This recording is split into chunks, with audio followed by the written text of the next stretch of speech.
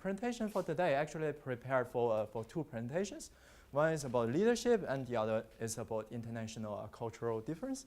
As I said, we are on a tight schedule, so I'm only going to use this one. But the positive side is, if any of you guys are going to take a retake for next year is a different presentation, so won't be too boring for you guys. And today we are going to talk about leadership. As we already mentioned, that the leadership, that you guys are more in favor of the transformational leaders. No, the visionary leaders. And I saw a lot of leaders or entrepreneurs or whatsoever. You put it all located there. And let's see, can anyone here tell me what does leadership mean to you? Why would you pick one of those guys and consider him or her as a leader? Any? So how can you define leadership? Anyone?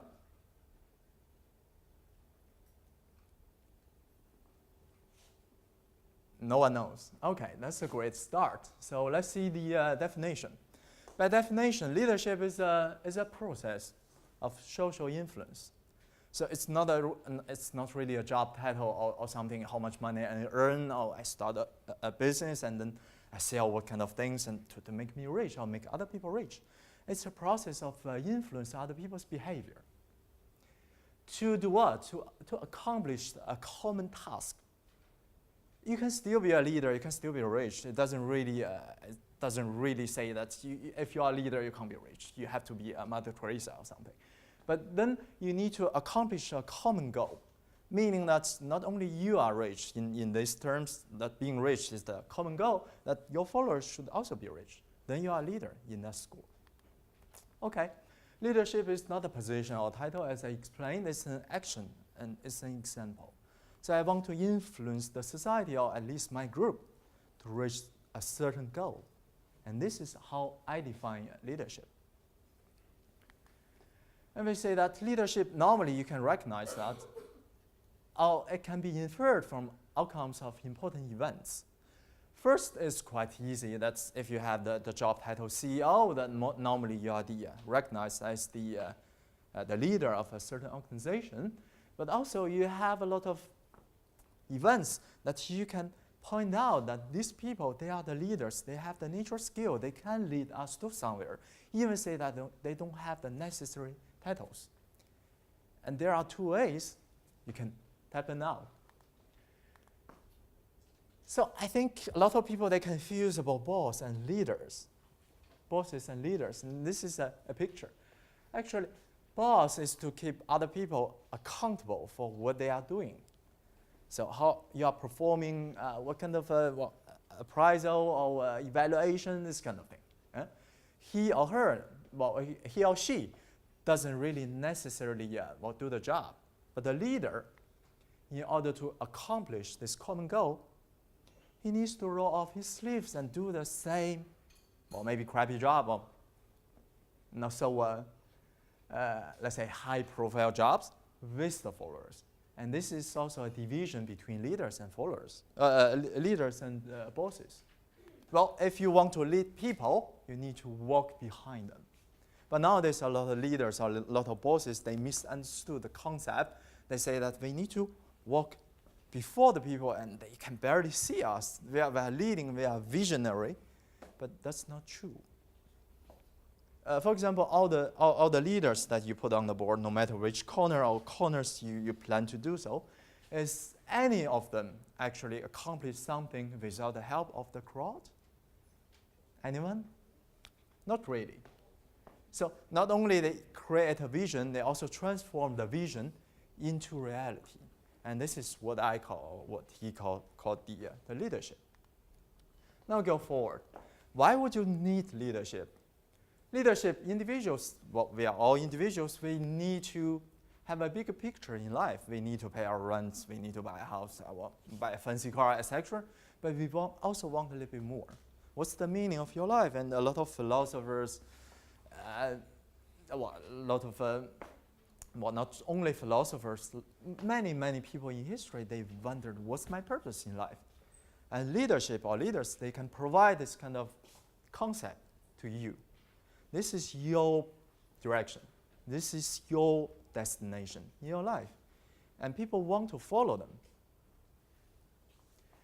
And they expect leadership to give them direction, to align the perception and also the conversation.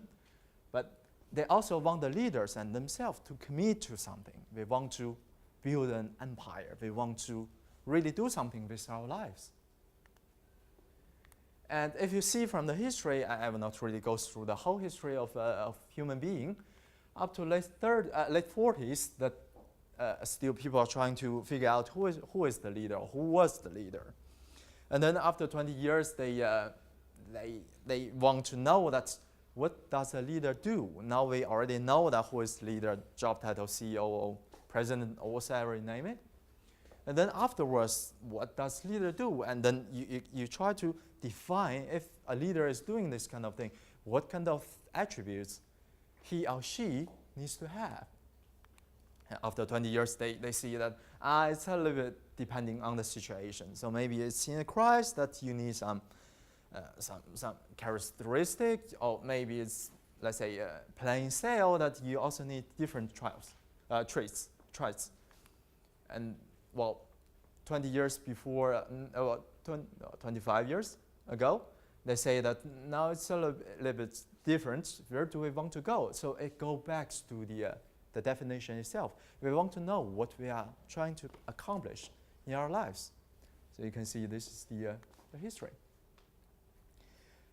Any German students here? I saw the flag. Oh, that's a lot. Okay. A question for you guys, but not quite. So, charismatic leadership is first mentioned by a German philosopher, and he defined the charismatic leadership should have compelling attractiveness or certain charm. Or in German, it says it's a let me see. What did he say in German? Well, translated in English, it's a magical personality or magical handling, if you want to translate that literally. And also, it's kind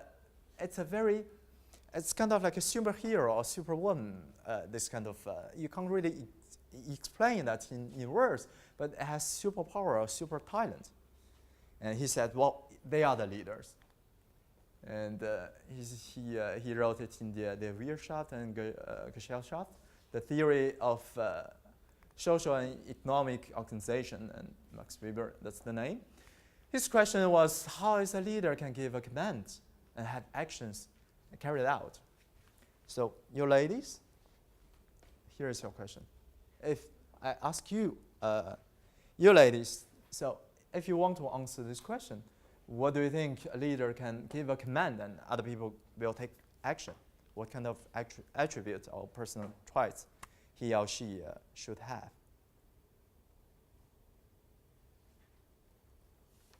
He is German, by the way, so it's your question.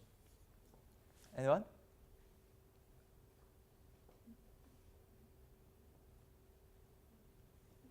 No? Oh. A little bit.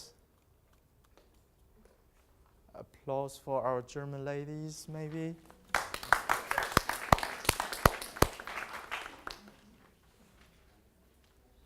I don't think we really get the question. Oh. Entschuldigung. Okay. So let's say that's a leader gives you a command, and actually you will think, should I take the action or should I not take the action? And in order for a leader to give you a command and actually you will do the thing, as you've been told, what kind of things do you expect from the leader? So why would you want to follow him or her? Because, yeah, well, some orders you listen, some orders you don't, right? That's normal. Yeah, when this person is convincing, we want to follow. It's convincing. Yeah. Yes. Depends on the personality, if you conform with it or not. I think Yes. some people can work with team leaders, Yes. some people are not able to work with team leaders if the leader is a team leader. Yeah. Mm-hmm. You know what I mean? Yeah. Yeah, charisma. Okay, perfect. And Yeah, it is important that we can stimulate people. okay. stimulation or motivation, right? Yeah. Any more answers? That's it? Maybe that we also get something back. Get something back, of course, that's important. Yeah. And last one? No? Nothing? Okay, thanks, Shun. Okay, let's say the legitimacy is the exercise of the, in the exercise of authority. As you, well, the five of you already mentioned, it's something that he or she can give the command, but you also get something, first you think it's reasonable to listen to him, and also you get a certain benefit, right? So you think his words make sense, but also you think it also not only makes sense for you, but also makes sense for me. Back to the definition is something called common goal, and you want to accomplish it with them, right? This is also his definition. And he put it in a very nice chart, actually, I did. So he said that there are 3 layers of the capitalistic entrepreneurs, or the leaders, if you want to translate that into a more modern word. So the first one is charismatic. They are more or less the Superman or superhero, Superman, Superwoman. They are part hero, they are part human. So this kind of, you know, a lot of leaders that you just want to follow them, but you don't know what kind of things you may have, but you believe in them. Right? Is that a good explanation? I think some people, we just want to follow them. Even say that we couldn't really say it's a well-paid job, or the compensation is not really good, or you have to live far away, which is quite common, but you need to sacrifice for his vision. And why should you do so? You can't really simply explain it. And the second one is based on the different, let's say, laws and regulations or whatsoever. And the third layer is more or less the traditional leadership, let's say the king and also the farmers. If the farmers didn't do what the king told them to do, well, they will get killed. No, which is not really some nice leadership in my opinion. And then, 25 years ago, as I said, we are moving towards the transformational leadership, which is as a continuity of the charismatic leadership. Transformational leadership is a style of leadership where the leader is actually identifying the need of change and create a vision, and also inspire other people, and actually to put the things through into reality. And this is the transformational leadership.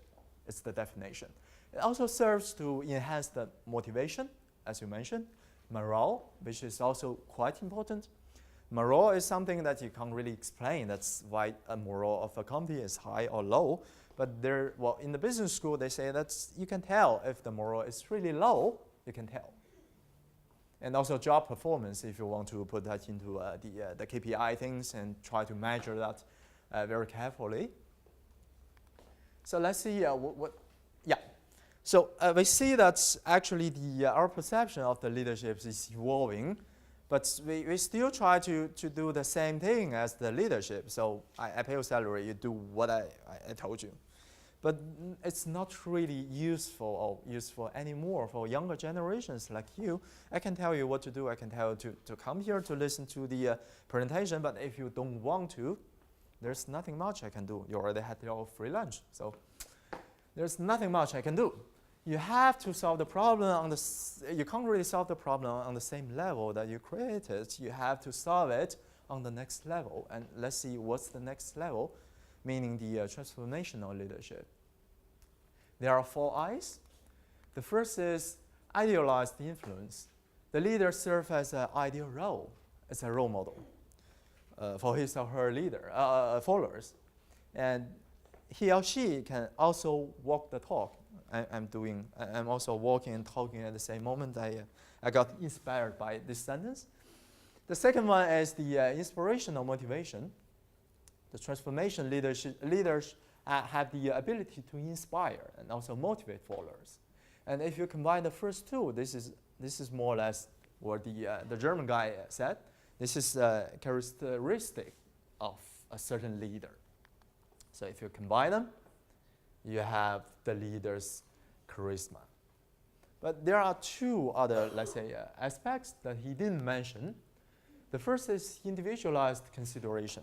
So, well, let's say a century ago or half a century ago, that individual opinion didn't really matter that much. That you have to follow the order.